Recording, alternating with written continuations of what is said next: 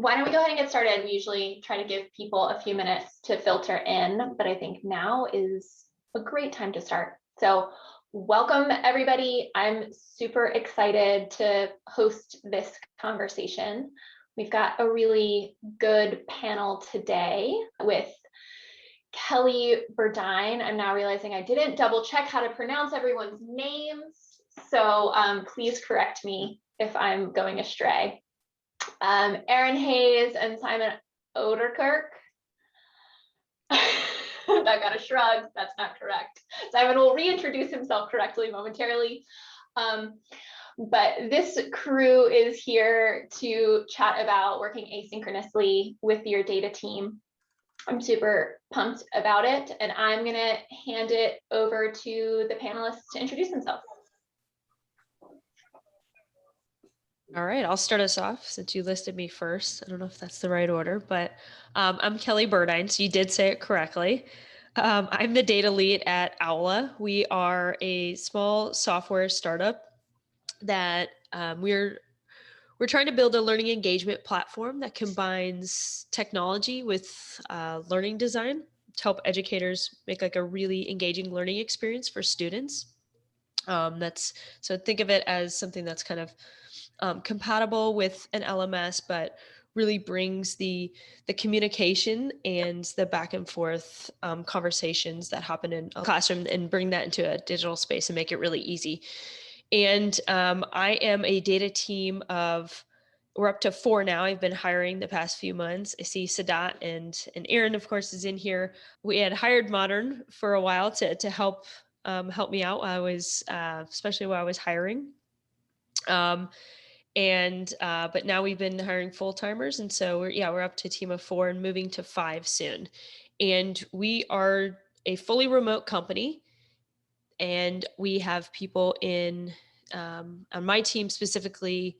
I'm in St. Louis, Missouri. I have somebody in Tennessee. I have somebody in the UK, and somebody in Nairobi. So dispersed quite a bit, actually. All right, and I will turn it over to Erin. Thanks, Kelly. I'm Erin. I am the principal analytics engineer at Modern. As Kelly said, we were working with her team at Aula for the past 6 months or so. Well, primarily with Kelly as she built out her team. So we've just kind of rolled off of that engagement. But we focus on data infrastructure transformations and reporting builds for primarily B2B SaaS companies. So we've been at it for about a year. There's just over a year, I suppose. So there's 3 of us. Sadat is another member of Modern. And then we have the 3rd member is in Pacific time, whereas Sadat and I are in Halifax, Nova Scotia. So we are in Atlantic time. So there's about a 4-hour spread, which is manageable. But we also are no strangers to larger time zone differences, given our client base are kind of spread all over the place. And we have one client in particular with offices in Australia and New Zealand. So I will hand it over to Simon. That's me. Hey, y'all. Kelly, Erin, that was awesome. What a panel this is. I'm excited to hear more from both of you. I'm Simon Ouderkirk. I'm coming off of bronchitis. So you're not going to get the full dulcet experience today. I started my journey in tech and data at WordPress.com, which is one of the original like big remote organizations. Sort of spent quite a lot of time there, led a bunch of teams. The broadest time zone span, I was going to say it was 13 hours, but actually then it goes back around, right? It becomes 11 hours again.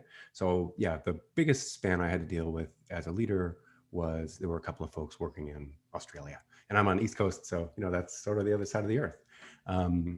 I ended up leading the data and analytics organization there.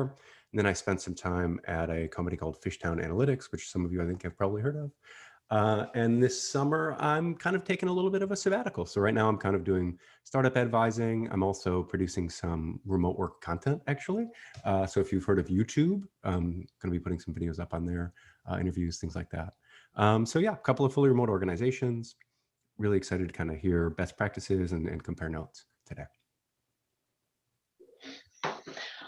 Awesome. So I have a few questions to ask the panel, but everyone feel free to jump in either via the chat or just unmute yourself and ask follow-up questions as you have them. I'm super interested in this being more of a community-led conversation. It's kind of what we're all about. So I'll get us started, but let's follow some rabbit holes and take this conversation wherever it goes. So my first question is, especially as a lot of folks are coming out of the work from home world and potentially thinking about going back hybrid or partially, whatever, why should we actually be thinking about optimizing for asynchronous communication with our teams? Okay, I'm going to take a quick crack at it. Here we go. You ready? All right, I'll go first. I'm sorry. Okay, so really abstractly, I think the first experience people have thinking about remote work is excitement about being like cleaved from the physical office, right? It's like, oh, remote work. Like when we even talk about it, like we're talking about being remote, like away from a thing, right? And we think like, oh, we're out of the office. I get to be in my home office or wherever, a cafe or library or something like that. But I think as you sort of do more work and as you sort of really get into the leadership space and think about it more strategically, the real superpower of remote work is it allows us to sort of cleave ourselves and the way that we work from our calendar. And sort of the larger an organization gets and the more time zones it spans, the more important that competency becomes for the organization to maintain momentum across time zones, maintain momentum across like different working cultures. And like, I think that's why, right? Because the more you fail to optimize for asynchronous, the more you're still tied to a particular calendar, to a particular set of working hours. And I say that not to say, as bosses should embrace remote work because it means people can work every hour of the day. Much more, I mean, on the atomic, like individual level, once you cleave yourself from that calendar, you're able to sort of lead the life that you want to lead and work at the hours where you can do your best work, which is different than saying you should work all the time, right? So that's what I would say is kind of my like key thesis to why asynchronous is important. But I'm curious, I see Erin is nodding. Yeah, I like that analogy. I think of asynchronous and remote work as well as kind of a lifestyle. I feel like we haven't at Modern anyway fully realized, appreciated the benefits of it yet, just given the state of the world with COVID the past 18 months or so. I think like as the world opens up to travel, it will be even more exciting to be operating in this way. I think it just provides freedom to people to live their life the way that they want to, while also being able to work at the same time. So if you have childcare responsibilities, or if you like to go for a run in the middle of the day, or whatever it may be, as long as if you've kind of nailed the asynchronous part, I think you're free to live as you please, which is a very exciting concept. I think the other aspect of it is that it kind of opens up the talent pool for companies and also provides more opportunity to workers, just given that you're not tied to a specific time zone or region. Like you have the opportunity to hire from all around the world, which is also really exciting. Absolutely. I agree with both of you. I think the two big things for me are moving towards a more diverse and inclusive workforce. And you can't always get that when you're hiring in one specific geographic region. And I mean, when you're making a software company or any kind of product, really, like you're often not selling to one specific, type of person. And so you want a diverse and inclusive workforce. And so remote work and therefore asynchronous work are really, I think, necessary requirements to be able to hire that team that you need, that diverse and inclusive team. And then I think on top of that, it's like you both said, giving workers the flexibility to live kind of the life that they want to live and be really efficient. And I think a lot of this also comes down to not just being able to, I mean, yes, being able to go take a run in the middle of the day, or I have 4 kids. And so being able to do daycare drop-offs and things like that is super important for me to have like the flexibility I need to be a working mom. But I think also it gets really tough when when your day is filled with meetings and you can only get those 15 half an hour chunks of time to do like your deep work. Like, I'm sure we've probably all been there where your day wraps up and then it's 9 o'clock at night and you're like, okay, now I can do my actual work because I was in meetings all day. That sucks. Like, nobody wants to do that. And so when you can do asynchronous, you can kind of block off that deep work time, and the communication pieces you're able to kind of, put like chunk together, I guess is how to say it. And so I think those are the two things that I think are super important and are very valuable to any company, really. So Claire just asked a question in the chat that's very closely related to what I am thinking about right now, which is that like we often conflate asynchronous with remote, but they're different. And I was recently reading something published by GitLab about building a remote culture, and they used the phrase skeuomorphic, which if you're not familiar with design, is a design concept about making digital things look like physical things. So like the file save icon that looked like a floppy disk, like at the time that was created, that was very skeuomorphic. Like it looks like the thing it represents. And people start with skeuomorphic remote work. So you have remote work that looks like in-office work, and you have the same meetings that everybody shows up on a Zoom instead of in a conference room. And that's very different than the end game of remote work, which I think is what we're talking about here.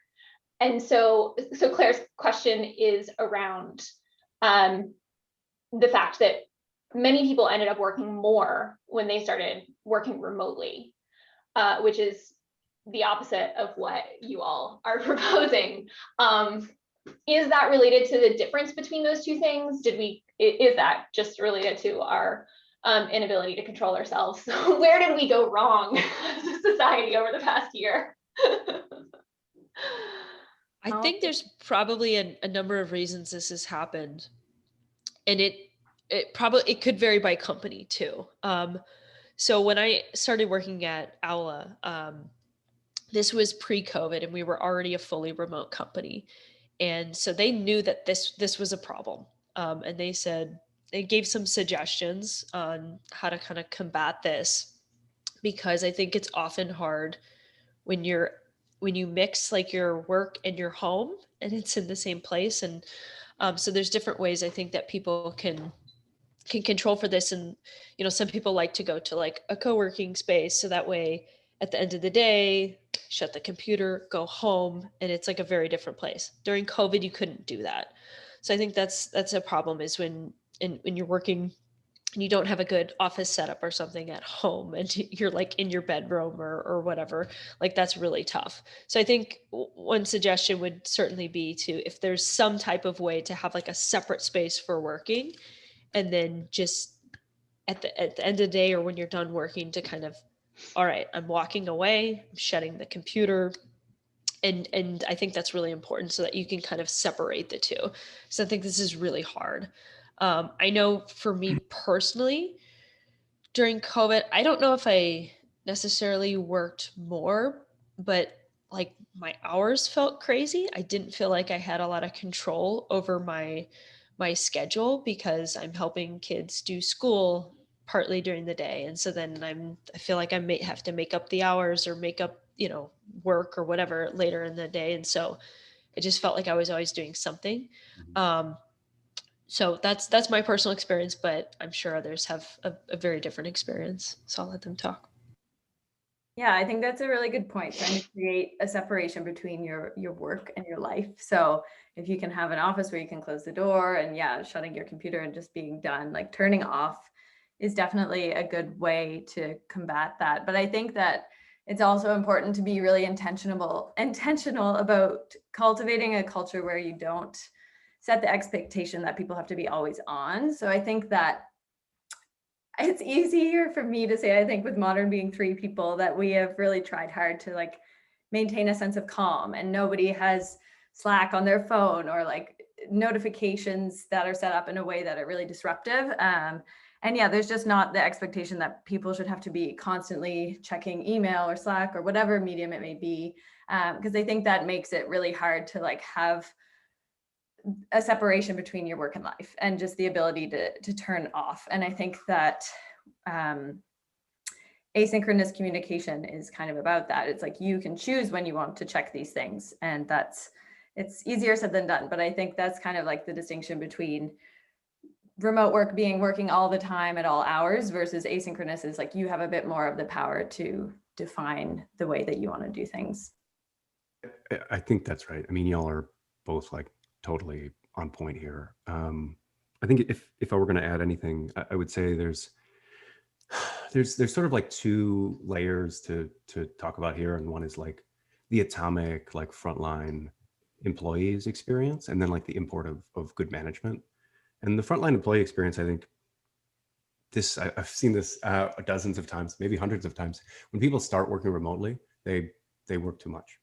And like, that's kind of strong, but I'm going to stick with it. And I think part of the reason is, and this is going to tie into the other part, I promise. Part of the reason is you think in your mind, like, oh, workday is 8 hours, right? And you're really defining your time still by the calendar, right? You haven't cleaved your work from the concept of like number of hours spent. But if you really like broke down the time that anybody worked in an office, anyone here who has worked in an office before, I think one of my first jobs ever, I was a community organizer. I was in the mayor's office in Binghamton, New York. I was not sitting down at 9 a.m. and then standing up at 5 p.m., right? Like I was not working for 8 hours straight. I don't think anybody is. And yet we still put that pressure on ourselves, right? Especially folks who are just starting in a new company. They're really excited. They want to make an impression. And they're just like, I'm going to sit here and I'm going to type and be at meetings. I'm just going to work for 8 straight hours. And that's too much. It's too much. And it's not good for you. It's not good for the company. Like it's going to result in burnout. And you're going to think remote work stinks. It doesn't work. It doesn't work for me. And the reason I think that happens is because remote work, and we see this really happening, I think, in companies' struggles to become async by default. Remote work exposes bad management in a way that working in person does not. And I believe this really strongly because the way that asynchronous succeeds and the way that individual employees succeed in an asynchronous environment is when it's a high trust environment, when it's really focused on results. That is to say, if somebody says to you, your job is to like ship this feature and we want to have it done in 4 weeks. And that's the outcome by which we're going to measure your performance. It's not about hours, right? That's not about how many days you're working on. That's about like, here's the result that we're looking for. And then when you have that environment of mutual trust, you're able to cleave yourself away from that. But I think especially when folks become managers and like managers of managers, those goals and those outcomes are very abstract. It's hard for them to define themselves. So then this sort of next level of management operates in this really uncomfortable spot where they haven't been defined outcomes, right? And yet they have to try to define outcomes for those below. So as it becomes more uncomfortable for the people making big decisions, scheduling Slack meetings, Zoom meetings, like the one we're on now, like it then becomes hard to kind of cascade that level of trust to that frontline worker. So even then, if they're like, I want to cleave from my calendar, but I don't have clear outcomes, like I don't exist in this place of trust, it becomes very hard to actually make that move to this like environment of trust that asynchronous work requires. Sorry, sort of short story long there. No, I think that's super helpful. I think it gets to sort of where I was going to go with the next question, which is what are table stakes for asynchronous actually working? Whether that's a process perspective, tools, expectations, what do you have to really be effective? Yeah, I think there's definitely some things you have to make it work. It is a little bit of a lot of process, and then certain tools. For our company, we default to asynchronous, which I know Simon just mentioned, like sometimes works, sometimes doesn't work. We are very intentional about this. And you should always, what default to asynchronous means is that you try it asynchronous first. Okay. And if it's not working, figure out why it's not working. Is it because, we're just not using the right tool? We're not collaborating in the right way? Or is it truly because like it just doesn't work asynchronously? And I think that's important. So as an example, we've been doing kind of sort of like these daily stand-ups, and we're like, should we meet synchronously? Would that just be easier? And we're like, well, let's just try it. Let's just try it. We'll do like kind of like a thing in Slack every day, and we'll figure out what, if that works. And we haven't had any problems. A couple of things that we like wanted to change in how we were posting our updates and things we were including. And so we gave that feedback, but we haven't had to go to synchronous unless there was a particularly tricky situation that we needed to talk about. And so that's been working really well. And so I think like you have to be very intentional about always defaulting to asynchronous. And then when we do synchronous things, when we schedule meetings or whatever, we have a pretty hard rule that like you have to have an agenda. If there's multiple topics or things for that meeting, they have to be time boxed with specific outcomes.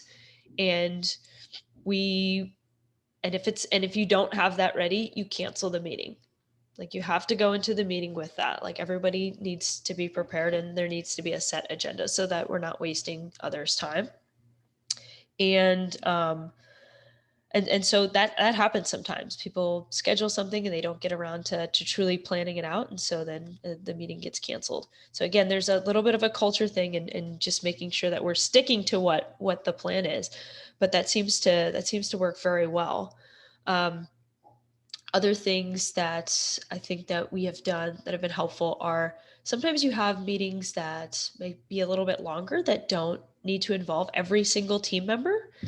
And so when you have the agenda and those time boxes, we always try to call out like, hey Bob, or hey Jane, you don't need to come to this 30-minute part unless you want to, but I don't think you need to be there.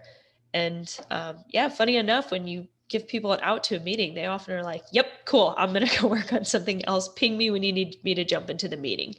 And that works out really well as well. So it's, if you have like specific topics, you don't need everybody there for the entire time often. And as far as like tools that we use to collaborate, Muralboard has been really, really great collaboration tool. And it comes with a lot of different templates that you can use for different things like retros or product boards or brainstorming sessions or things like that. If you haven't used Muralboard, I can actually just share my screen really quick here. So hopefully you can see this. This is like a Muralboard that we've been using for our retrospectives. And so people can leave Post-it notes. So we work in 2-week sprints. And so throughout the sprint, if you have something top of mind, you can leave it. Otherwise, we set some time aside during an actually synchronous retro to create these Post-it notes and leave thoughts here.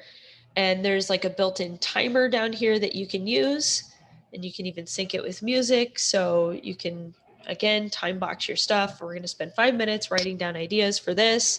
And there's a voting thing where you can vote on certain Post-it notes or whatever. And so there's, like I said, all sorts of templates and things in Muralboard. So that's one tool in particular that's been just wonderful for us for collaborating on different ideas. I feel like I've been talking a lot, so I'm going to pass it on to somebody else because I'm sure there's a lot other great ideas. Yeah, those are great tips about the meetings, because I think at Modern we're in the process of nailing it. Like we are iterating every week. We'll try something new, and then at the end of the week we'll have a retro, and we use Jamboards, which is similar to Miro, but Miro looks really cool with the timer and the music. I like that feature. So yeah, we'll just try something for a week. If it doesn't work, we won't continue, or if we like it, then we will continue. And it's funny you said that about your daily stand-ups, Kelly, because we initially had tried doing them via Slack, and it just wasn't really sticking for us. So we've kind of moved back the other way. So we actually do have a daily stand-up. It's quick. It's just like, what are you blocked on? What's holding you up? Just to kind of touch base. But now I'm like, maybe we should try and move away, because we are trying to be more in the mindset of defaulting to asynchronous first. But I think some of the things that are really critical for us working asynchronously are, we use a tool called Linear. It's like a classic kind of project management software, workflow management tool. And so we have all of our tasks defined in there for each of our clients and the projects that we're working on. And I think like having context in there and enough detail fleshed out at the get-go is really important to allow us to work asynchronously. Like in the past, we've found that if we don't spend enough time up front, like providing detail and documentation as to what needs to be done and thinking through like what could go wrong and how long should this take kind of thing, people get stuck because it's just without a well-defined outcome, it's impossible to work without bothering someone to say like, what am I meant to be doing here? So that's a big one, just setting things up also so that you can hand them over seamlessly to your teammates. So like documenting your progress as you go, so that if for some reason you were to get hit by a bus or win the lottery, I think as Kelly likes to say in a nicer analogy, it could be picked up by your teammate. So I think that's a big one. Other things are planning. Like I think that having to meet asynchronously all the time can be a symptom of poor planning in some cases. Like there will always be, I think, meetings that are better suited to synchronous, but I think often if you're finding that it's happening more frequently than you like, I think it's usually because you haven't spent the time upfront planning and scoping out the work. So that's another thing that we have found ourselves. That's all I can think of at the moment, but Simon, you can go. All right. Yeah, I think there's so many tools. There's a ton of different tools, and my kind of sense is any like platform can work if you work at, if you kind of own it and you iterate on it and you find ways to make it work for you. I think much more important is, I don't know if it's like a process, but it's maybe a cultural mindset. And that cultural mindset is like, how do I make sure that I minimize my opportunities to block someone? And when you start to think that way, when you start to think like, okay, my colleagues are going to be working on this at times that I'm not in touch. And since we are trying to communicate asynchronously, like I may not be able to get back to them for 24 hours, 48 hours before I loop back around to this. So how can I behave and think about my work and my decision-making in a way that I ensure that I'm not going to block anybody by what I'm doing or failing to do? And when you sort of ground yourself in that mindset, you really start to take things like taking notes much more seriously. One of the things that this is like such a really funny thing, right? It's like, well, I'm a startup advisor and like I work in product. And what I think my most important skill set is I take really good notes. And I think that that's like accurate, like for a remote organization, like people should be thinking like, how can I take like better notes? Because like, if I take excellent notes on a call, client call, a planning session, that means that everyone else in my organization can engage with that experience asynchronously in a way they aren't able to otherwise, right? And if nobody in your organization would step up and say, oh yeah, I take notes and I take notes seriously, like you're probably not working as well as you could be. Because all of those synchronous calls are only valuable to the people who are on that call. And then after that call, all of that information is locked up in those heads, like that's locked up in the wetware, and that's not searchable, right? There's no taxonomy there that you're going to be able to sort by. And that only happens when somebody translates that experience into text. One of the things that I used to say a lot when I was running the data organization at Automatic was like, any work that you do, any conversation that you have that you can't link to is like not valuable to the organization. Like it might be valuable for you, but again, like if you get your dream job, your next dream job, or if you win the lottery, like that information leaves with you, right? Like you're not investing in either the team today or, and this is the part that people often forget, right? Or yourself in the future. Like I'm not that old, but like I forget things really often, right? Like after 4 meetings, if you ask me the important takeaways and like action items and who owned them from the first meeting, like I'm probably not going to have a great recollection. Whereas if somebody took excellent notes, recorded who had to do what by when, what questions needed to be answered, when we agreed they'd be answered by, suddenly all the next steps of that meeting are defined for the whole organization, right?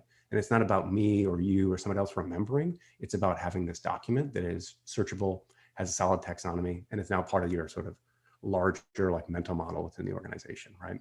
And that all comes from that mindset, like, how do I make sure that nothing I do is blocking anyone else? How do I take this value and like explode it in a way that is accessible, transparent, searchable to the whole org?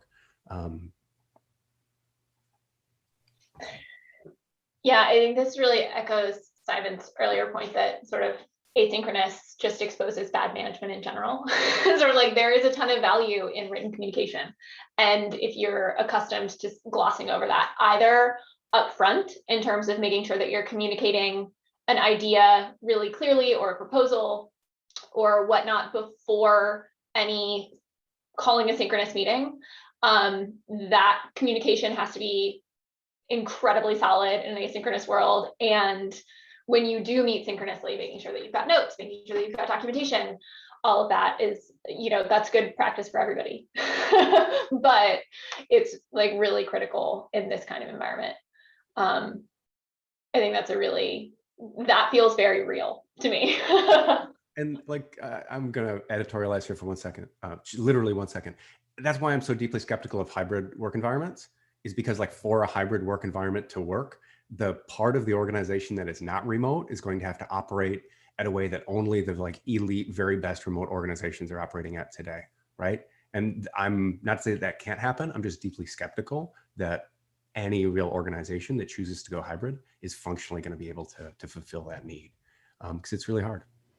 What you just said, Simon, I think that is going to be the next biggest struggle as companies move back to opening offices. And some people prefer to work in offices, and some companies are saying we're going to make remote work optional. So a lot of people have figured out how to work where everybody is remote. Okay, you have to schedule a Zoom meeting or you have to do this.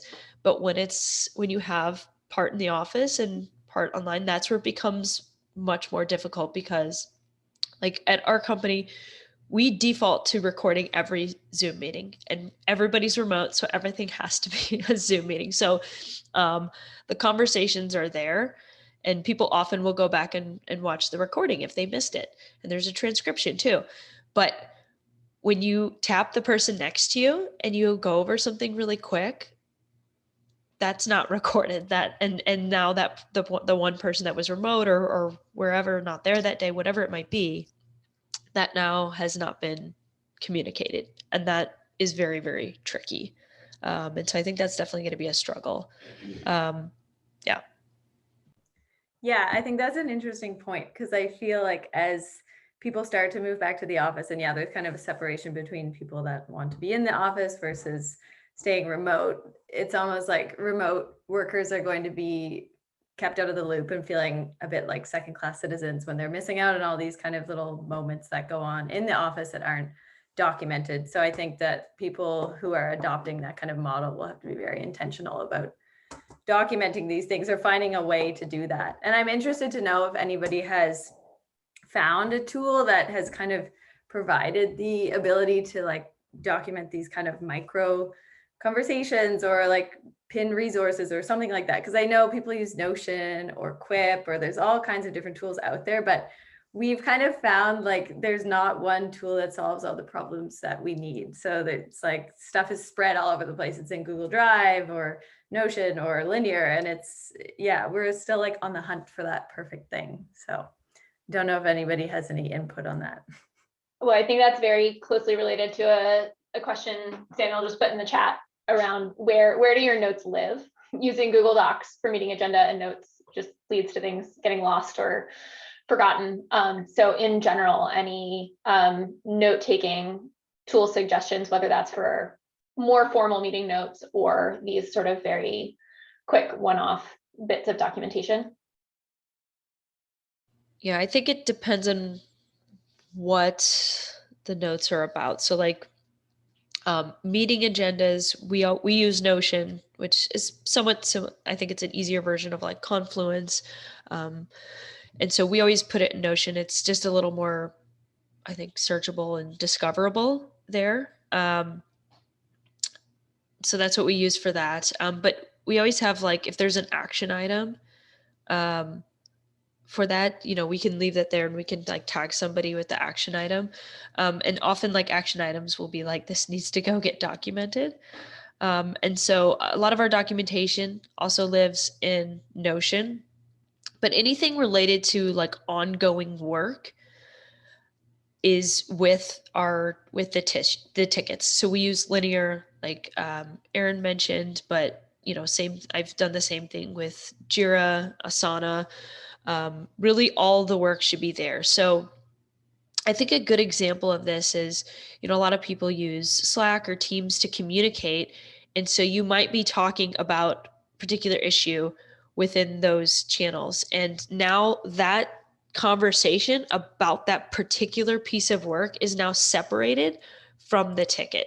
And so if like stuff happens, right? People go out sick, people whatever, like stuff happens, or maybe you need a reference like, oh, didn't we do something similar to that like 6 months ago? And so you go look up the ticket and you're missing this whole like conversation that happened.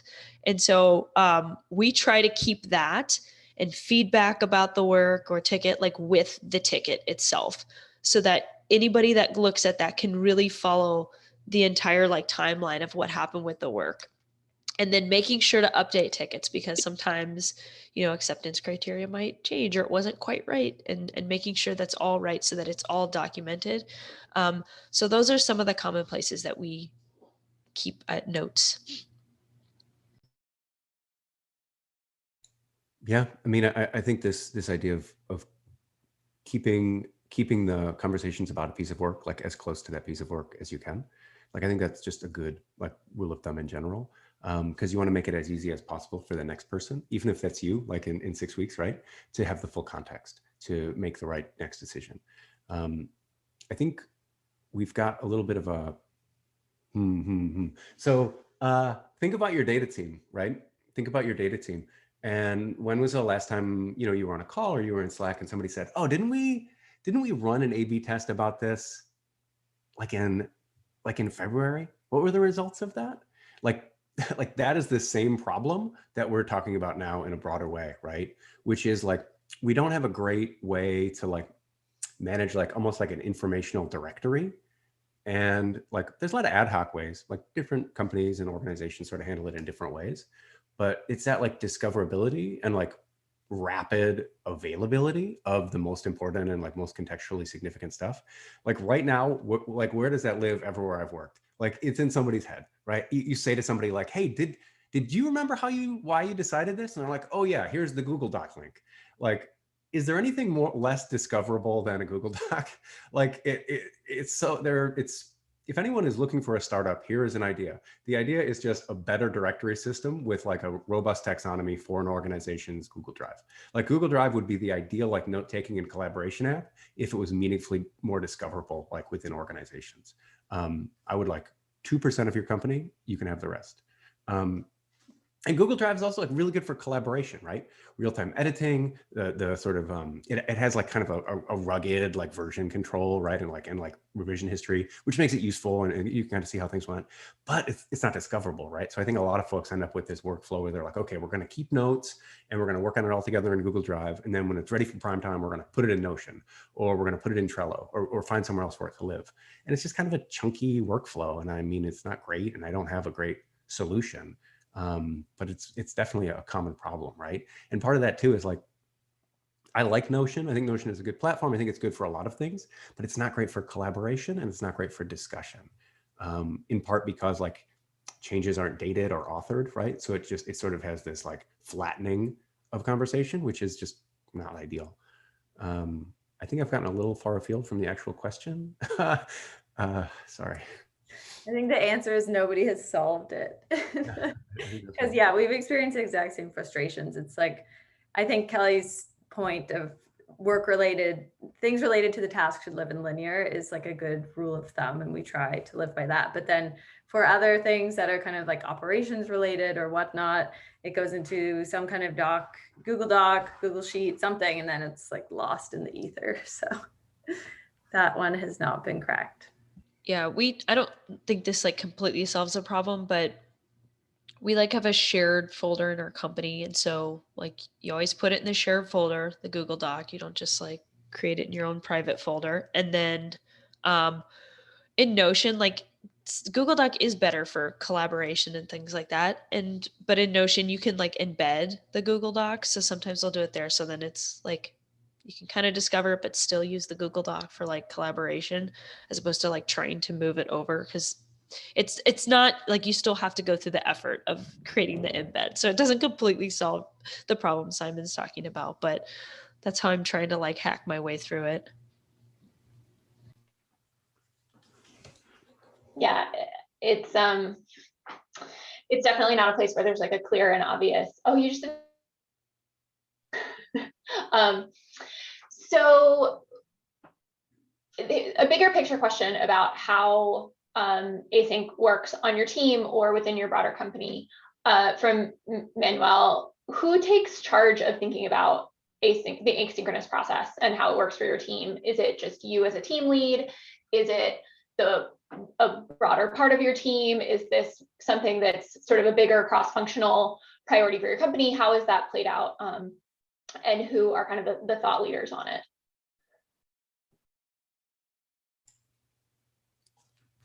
It's got to start at the top. It's one of those things like remote work culture going well, like it's got to start at the top and it's got to be somebody's job. Anything that's everybody's job is nobody's job. And it also means nobody's empowered to actually make change. So if there's a problem in the organization, like it's got to have somebody's name on it, and they've got to have like complete buy-in from the top. The reason that's really challenging is because a lot of times folks who are at the top are sort of, they like to be in meetings all the time, right? Like in some ways, like Zoom meetings are a way of holding on to like the sort of old school command version of like running an organization, right? Like for people who really liked being in the office and kind of really liked being in charge and controlling people's calendars, right? Like it allows them to maintain that. It allows them to resolve the dissonance that remote work like necessarily injects into the life of executives. It's a much bigger answer. Yeah, no, I agree. I think it does have to come from the top. I mean, me as the data team lead, like certainly I have set certain processes in place and but also made it very clear, like if something's not working, like call it out, like we're willing to try anything. And so I'm putting some of that, you know, or spreading that out to everybody as far as like what our specific team process is. But if I didn't have the support from the top, it just doesn't work. I've worked at a company before where like the person above me, synchronous all the way, like everything had to be a meeting. And even though everybody else on the team like wanted to do asynchronous and we all tried to make it work, like it clashed constantly with that person's mentality. And so it ultimately didn't work. And so we were in meetings all day. So yeah, I agree with what Simon said. Yeah, I think it's a cultural thing, like trying to create that asynchronous by default mindset. I think it's a bit, I guess modern is a different perspective just because there's only 3 of us. So I feel like we do kind of each own it ourselves and bring ideas forward that we could try every week, iterate on them. I know I personally struggled a little bit like making the shift to asynchronous, and not to say that we are fully asynchronous or ever will be, but I think a part of me, it's almost easier to just book time with someone or say like, can we jump on a call, instead of actually taking the time to think through the problem yourself, troubleshoot, document what you're seeing, what's going on. And then if you still can't get through, then it's time to maybe sync up with someone. So that kind of mental shift, I think, could be really difficult, but that's something that we're constantly working on, and myself am working on still. Yeah, it's very easy to steal someone's time when you're in a synchronous work environment and to think that that's the best path towards solving a problem. Could I quickly jump and ask something that Simon had said and get a clarification? You had said, I didn't get the quote exactly, but I'll definitely watch the recording because I thought it was good. What's everybody's job is like nobody's job. Who does take charge? Whose full-time job do you feel like it is to like set up good processes at your company? I mean, great question. And I'm going to give like a really unsatisfying answer. I'm just going to say that out front. I think that GitLab hiring and empowering a head of remote was absolutely brilliant. I think it also really services and acts as like a forcing function that like, this is a way of working that's new and somebody needs to own it and sort of own the results of it. Because if like making remote work at your company is like the second or third or fourth job of somebody in the C-suite or somebody at like the VP level, I mean, it's their third or fourth or fifth job, right? Like it's not their first priority, nor should it be, right? Like if the CTO of an organization is like their first priority all the time is thinking about how do I make remote work better for my company, then all of the other like really important stuff that a CTO needs to do is falling behind, right? So I really like the idea of saying, we have a person, their first job is like to make remote work here. And they would come to panels like this and speak on panels like this maybe, right? And sort of engage with what best practices are and find ways to make those best practices like work for the organization. But I think far too often companies either don't think about like, oh, we're remote now. Okay, do it, you know, or they say like, oh, well, yeah, all managers are in charge of making remote work. It's like, well, then it's not going to work, or it's going to work some places and it's not going to work other places, right? Or they say, okay, I'm the CEO, like I'm going to own remote work, but I'm also going to own like board meetings. I'm also going to own like shareholder relationships. I'm also going to own like big enterprise contracts, right? It's like, it can't be the eighth thing that someone needs to be in charge of. I mean, it can, but it's just not going to be like as good as it could be for everyone in the organization. Yeah, so I guess my advice would be like maybe advocate to hire a head of remote, or maybe there's someone at your organization who could be like promoted into that role. Like I said, unsatisfying. It's an unsatisfying answer. I set you up for it. No worries. Thanks for the clarification. Mm-hmm. So I think that's somewhat closely related to a question from Bill around what size company async works best for. Is there sort of an ideal size, and how does the async culture impact hiring? How do you make sure that you're hiring folks who will be a good fit, especially when you're talking about departments that are maybe more traditionally in office focused? Any thoughts on that? I don't know if there's like a particular size that works better, because I mean, you could have 3 people in your company and do a terrible job at asynchronous work. I mean, maybe is a little bit easier when you're smaller, but yeah, I don't think like just by default the company size will I think it really is about the culture. As far as the second question, we do screen for that.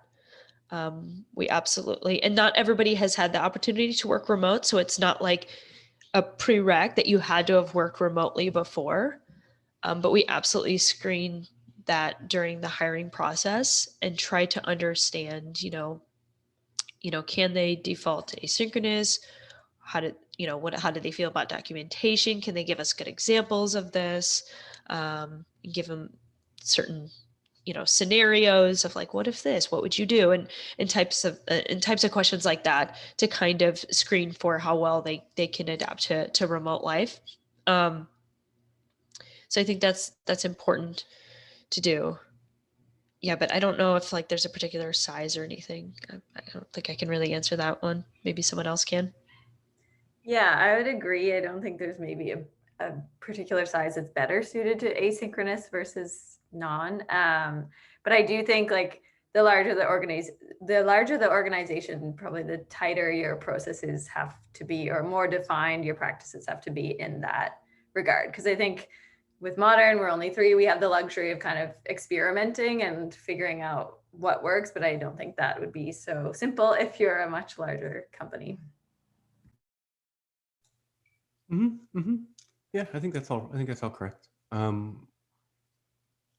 I think you're going to see the benefits of remote work a lot more sort of as the company gets larger, and you're going to sort of experience a lot of like sources of drag on your effectiveness, efficiency, like even with probably like job satisfaction, like as an organization gets bigger.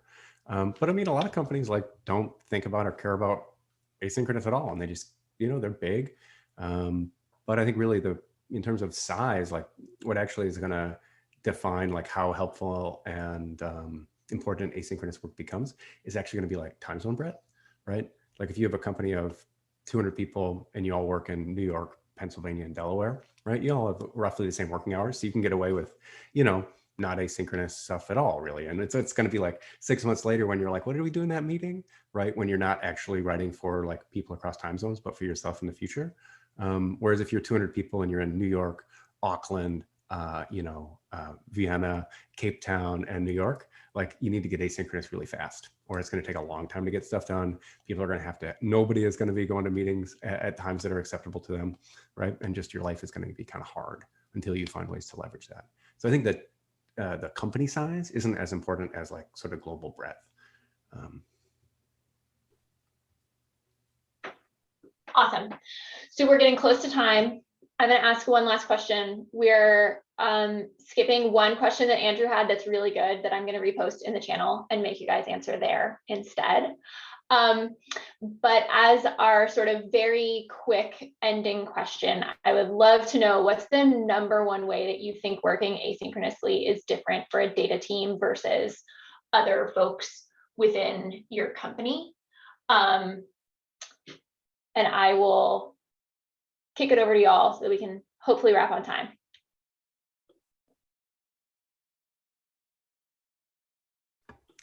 That is a really tough question. I don't know if I have a good answer, but I have something that comes to mind. I think we have to be really intentional in the tools that we use to communicate. Like, I feel like everybody thinks their job is complex, so I don't want to say that data is complicated and nothing else is, but I think things like Loom, where sometimes it's just easier to be able to kind of record a video that's walking someone through. Maybe you're flipping back and forth between a couple different sources, or just you need a bit more than just verbiage to get your point across. I think that is super helpful. And again, I guess not unique to data teams, but I think it definitely is needed for data teams. And same with screenshots is another big thing that we use when communicating asynchronously. It's just like much easier to get your point across with the picture sometimes than trying to write out a 10-page document. So those would be like the methods of communication that I think are important for data teams, but probably not unique to data teams to make asynchronous work. Yeah, I think, I don't know if this is specifically for data teams. It probably could apply to a product team in general, maybe, but I think kind of what Erin was saying a little bit, like, especially when I'm thinking about like data structures or how to structure data or something like that.